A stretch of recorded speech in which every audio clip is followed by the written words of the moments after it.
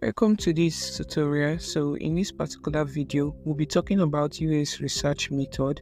So if this is your first time coming across my video, my name is Gloria Leonard. I'm a UI UX designer based in Lagos, Nigeria. I post video every week on everything UI UX to help beginners to improve their design skill and also how they can make money from their design skill.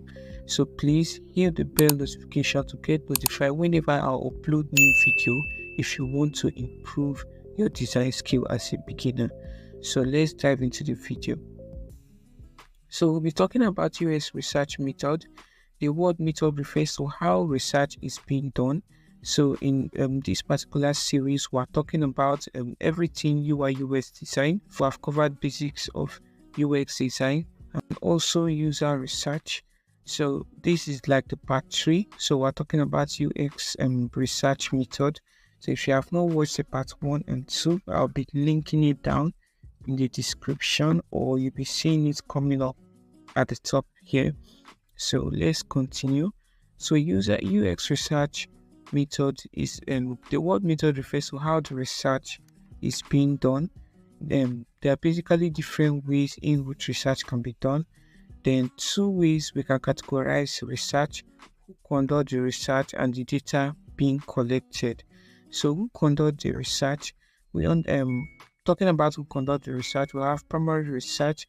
Is a research you conduct yourself. For example, like you can interview people to know the pain points they are going through, or you can send out surveys so that you can get insight from a particular from huge numbers of people about a particular problem you want to solve. So as we move further, we're diving deep into interviews and surveys. So interview and survey is an example of primary research which you can do by yourself. So you can interview somebody one-on-one to know about a particular pain point they are going through, or you can carry out and send out surveys. So I'll be teaching you how to come up with surveys with Google Form, which you can send to different WhatsApp group, Telegram group, so that people with facing that particular kind of issue, you can fill the survey so that you can get more insight before you can start designing a digital product. Then we also have secondary research. It's a research that uses information someone else has already put together. For example, information from books, articles, or journals. So most times before you can start designing data products, you need to read up about already existing data or already existing articles that can give you more insight about what you want to design. So for example, if you want to design a budget app, and you for a budget app that helps people, young people or GZs to come up with budget, maybe financial budget. So you can try to know about the data analysis of GZ or percentage of people that actually do budgeting. So with knowing that particular insight of the percentage of people that actually do budgeting, you can know the numbers of people that is going to be using a particular product you'll be designing for. So remember, the main reasons why we're conducting this research is for us to know more about the problem that we're designing for. So remember, in our second video, we talked about that no product is being designed for fun. Every digital product is designed to solve a problem. So before you can actually come and solve that problem with design, you have to do research. It can be primary research, which can be interview or surveys, which you can do by yourself. Interviewing has to do with you interviewing people one-on-one. You can meet like 2 people to ask them about a particular problem, how they have been managing with the problem, how the problem has been for them for so many years, the kind of things they do, the kind of things, the kind of situation tools they use to manage the problem, all those kind of things, or if the problem they are facing while using that particular tool to solve their problem, just for you to know more insight about the pain point you are designing for. So if you have watched this file, if you have any question, don't forget to leave a comment. I'm always happy to reply to your comments. So we also have secondary research. The research that uses information that someone else have already put together, such as blog articles or journals. So this helps when you want to know statistics about a particular problem. For example, the main purpose of knowing the statistics is to know whether the problem you are designing for is market ready, because you don't want to design anything that people are not in need for. If the percentage of people that are in need of a particular product is high, you will know that designing that product is going to be used by a greater numbers of people and is actually going to solve their problem. So that's one major thing you need to know. You need to know whether it's the problem you're designing for, whether the market, there are people that are ready to use it. You don't just want to design something that people don't want to use it. So that's why it's good for you to read articles to know the percentage of people that are going through that problem, to know whether they are ready to use it, so that you can be clear about that. So there is another way to categorize data, the type of data being collected. The first one we talked about is who conducts the research and the type of data being collected. That is, we're talking about the two ways to categorize user research. So we've talked about who conducts the research. We've talked about, now we want to talk about the type of data being collected. So for the type of data being collected, we have quantitative research and qualitative research. Quantitative research focuses on data that can be gathered by counting or measuring. Usually, quantitative research usually answers the question how many or how much. So have qualitative research focus on observing, on observations about why and how things happen. So for quantitative research, I think I've explained a little bit about this. You want to know how many people are actually passing through that particular situation before you can actually start designing. The quantitative research focus on observation. So majority of the time you have to observe people closely, either when the product is being launched or before the product is being launched. So most times when I'm carrying out interviews, especially when you're seeing the person face to face, you need to pay attention to the person's body language to understand what they are saying, because through their body language you can know either that problem has really been a very severe problem, or if, for example, you come up with the prototype, or after the post launch, when the product has already been developed and is now live for people to use, and you're trying to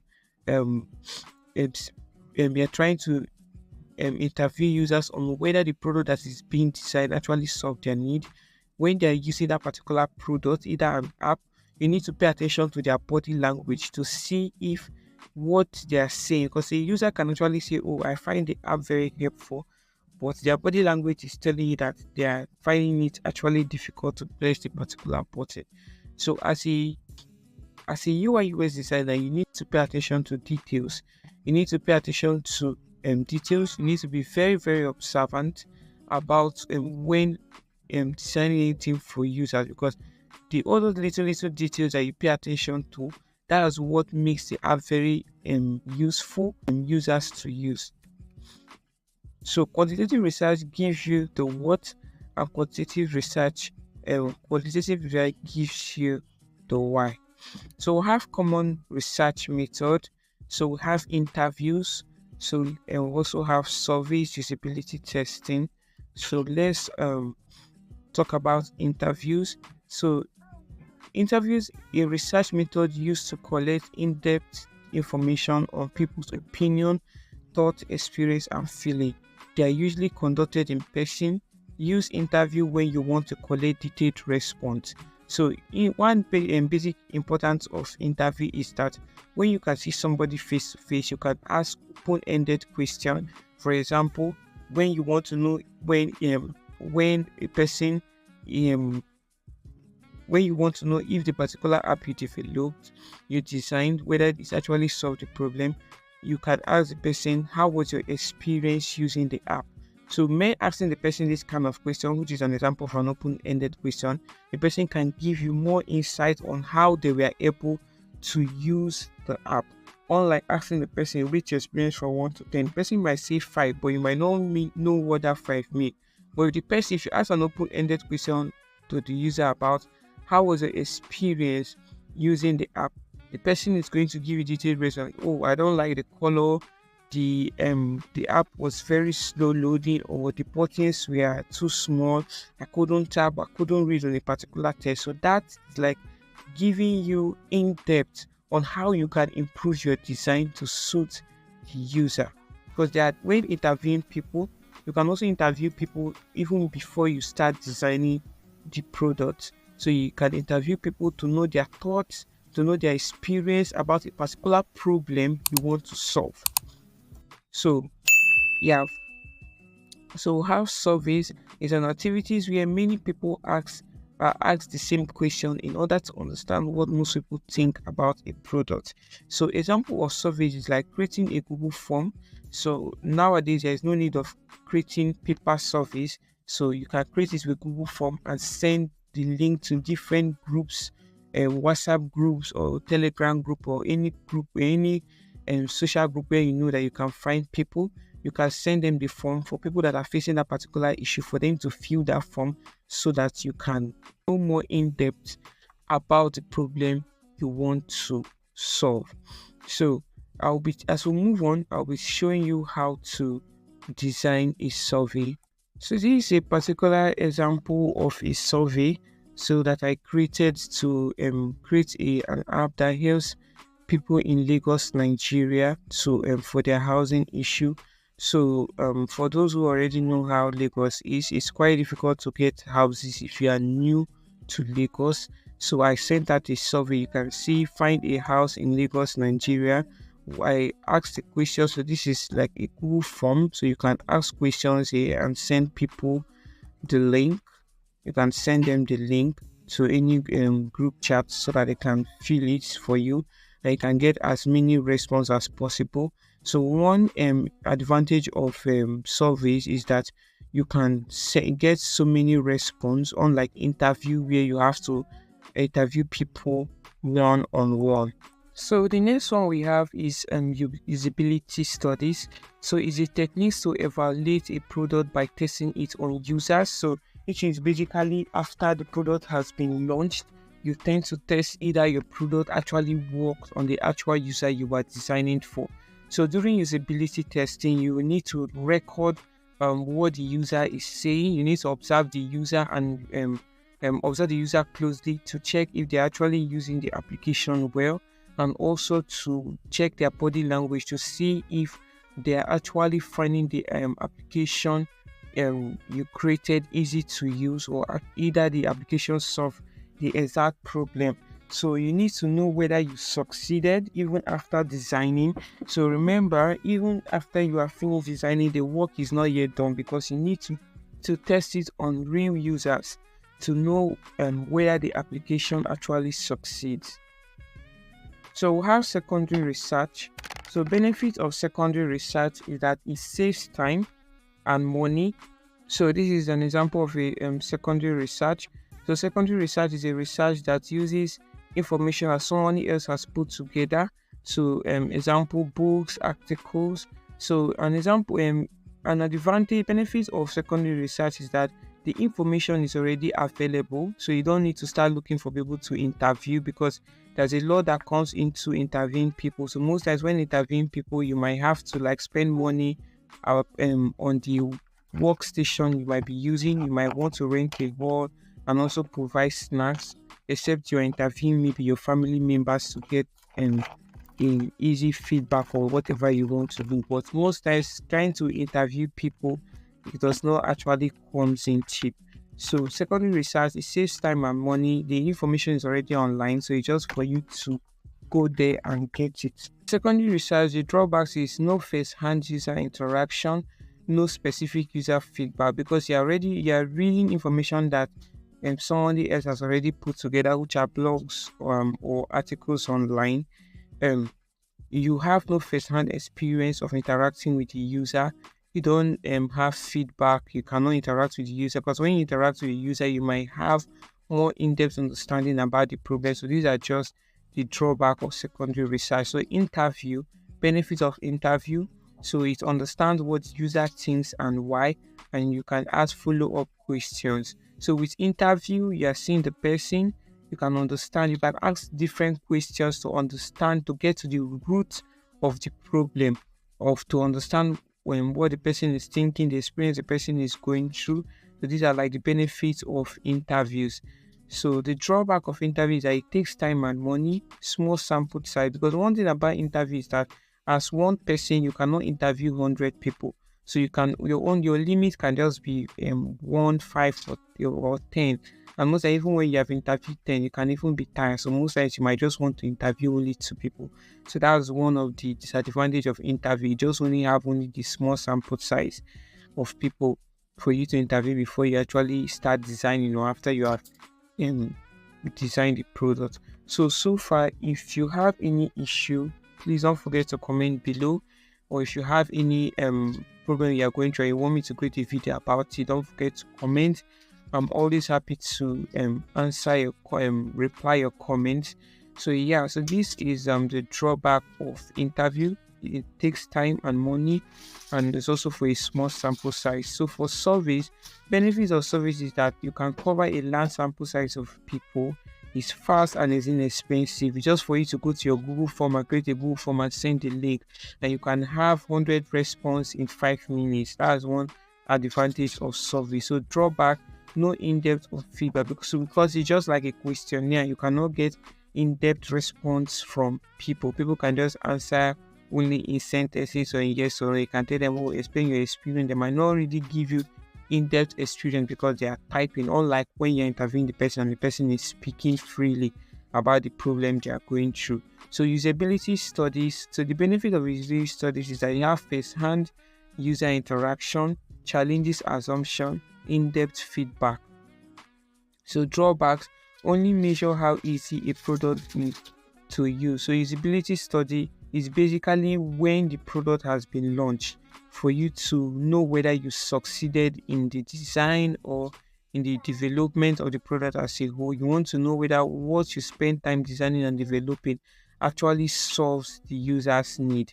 So that's the main purpose of usability studies. So it basically measures whether the product is actually easier to use. So it's inexpensive because you can just observe. It's actually expensive because most times for people to actually test your product and for them to give you feedback, you have to talk and buy them snacks, buy them refreshment, if possible, pay for the hall too. Sometimes you can even go as far as paying them for that, for them to actually test your app. There's people that are actually called testers. That's what they do. So difference, because one thing about usability studies is that people will actually be using your application in a lab. The place you call them to come and go through the application you have designed. It can be a lab, or it can be in just a particular place where you watch them. So the thing is that the way the user is going to use the application in that particular place you call them for testing, and the way they will use it in their actual home when they are facing different life scenarios is actually different. I don't know if you understand what I'm trying to say. So for example, you might have a particular hall that you are calling people for them to come and go through this particular app.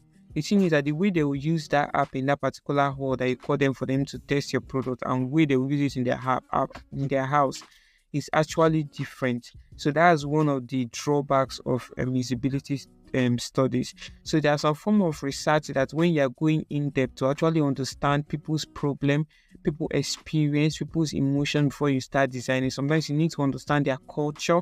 Sometimes you need to even go as far as going to the place where they are living for you to understand their day-to-day activities of how they live, so that you can actually know how that particular app is going to integrate into their life.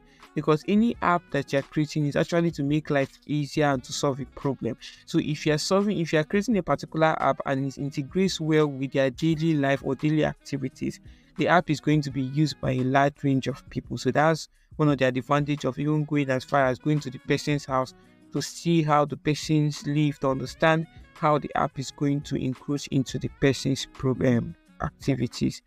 So that will be all for today's video. So see you in my next video.